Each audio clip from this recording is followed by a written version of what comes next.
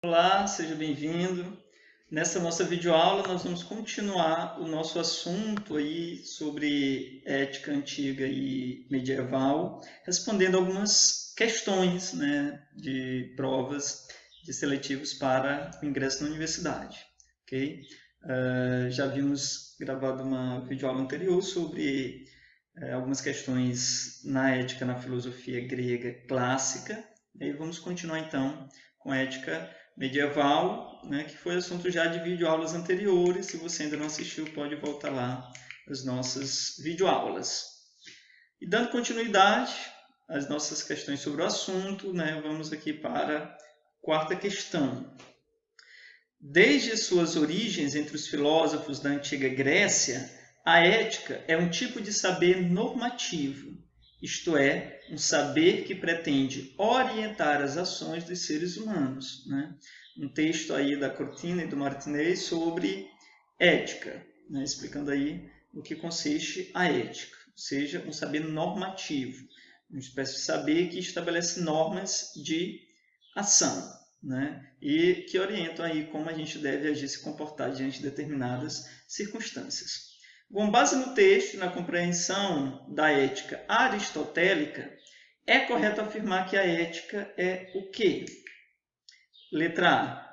Orienta-se pelo procedimento formal de regras de universalizáveis como meio de verificar a correção da ética nas normas de ação. Letra B. Adota a situação ideal de fala como condição para a fixação de princípios éticos básicos a partir da negociação discutiva de regras a serem seguidas pelos envolvidos. C. Pauta-se pela teleologia, indicando que o bem supremo do homem consiste em atividades que lhe sejam peculiares, buscando a sua realização de maneira excelente. D. Contempla o hedonismo, indicando que o bem supremo a ser alcançado pelo homem reside na felicidade, e esta consiste na realização plena dos prazeres.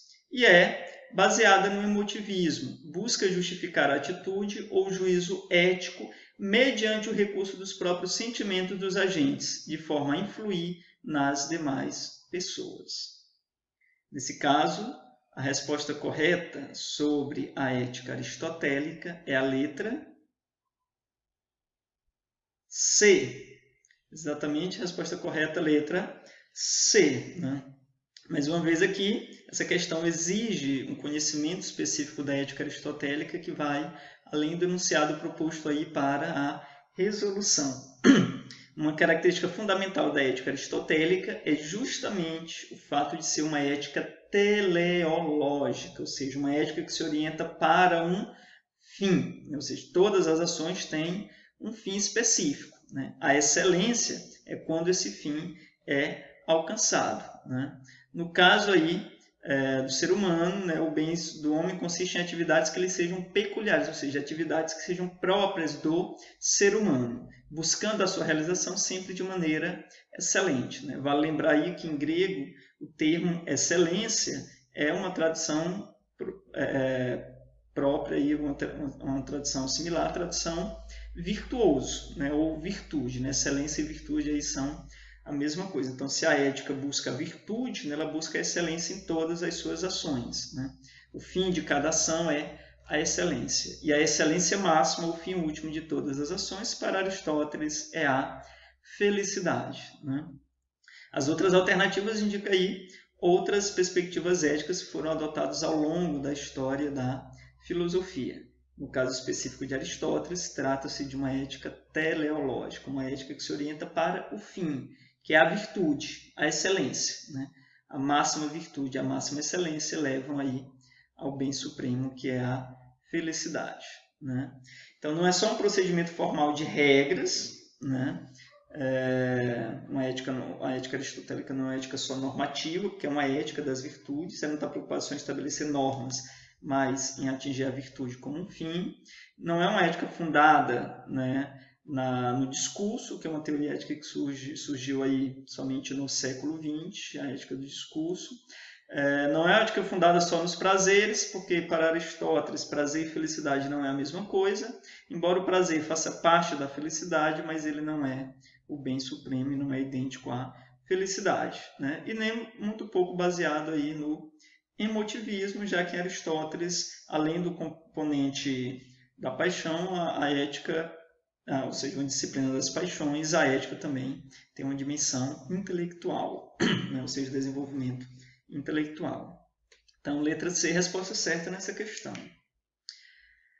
Quinta, se os nossos adversários que admitem a existência de uma natureza não criada por Deus, o sumo bem, quisessem admitir que essas considerações estão certas, deixariam de proferir tantas blasfêmias como a de atribuir a Deus tanto a autoria dos bens quanto dos males. Pois, sendo ele fronte suprema da bondade, nunca poderia ter criado aquilo que é contrário à sua natureza.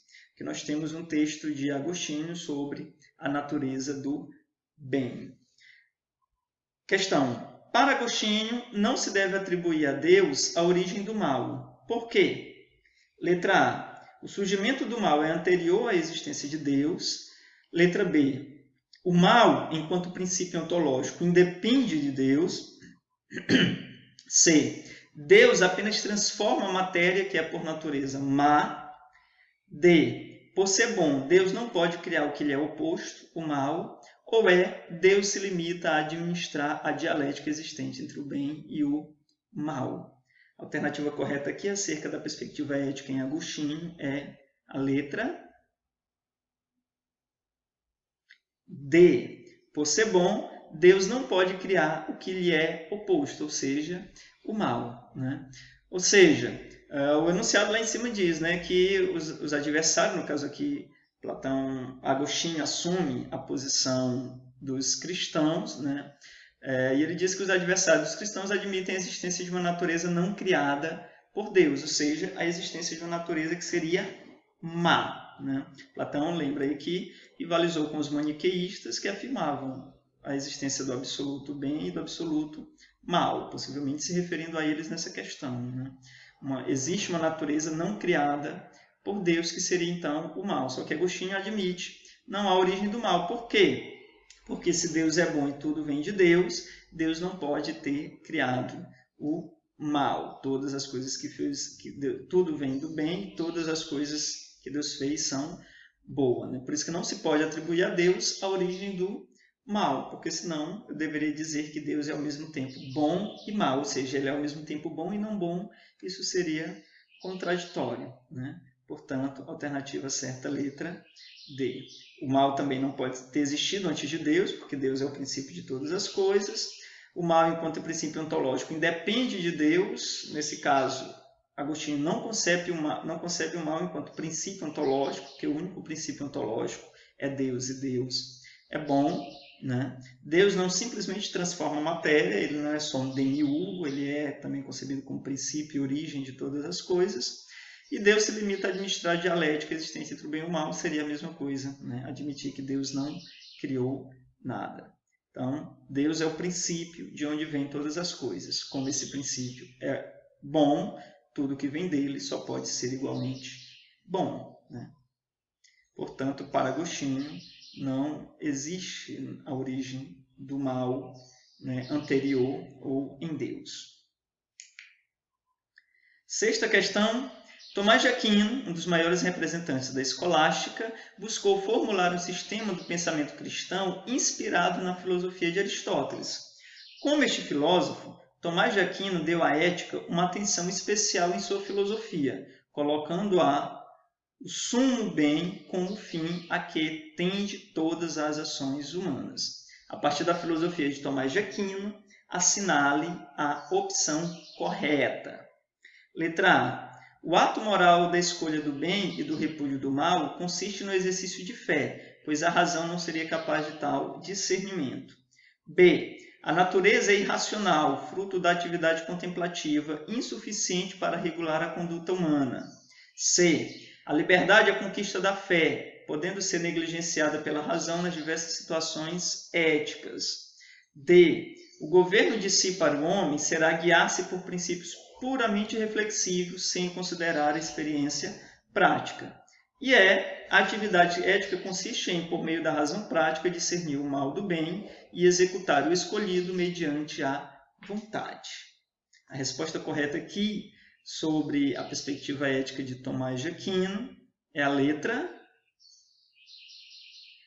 E, exato. A letra E é a alternativa correta aqui. A atividade ética consiste em, por meio da razão prática, discernir o mal do bem e executar o escolhido mediante a vontade.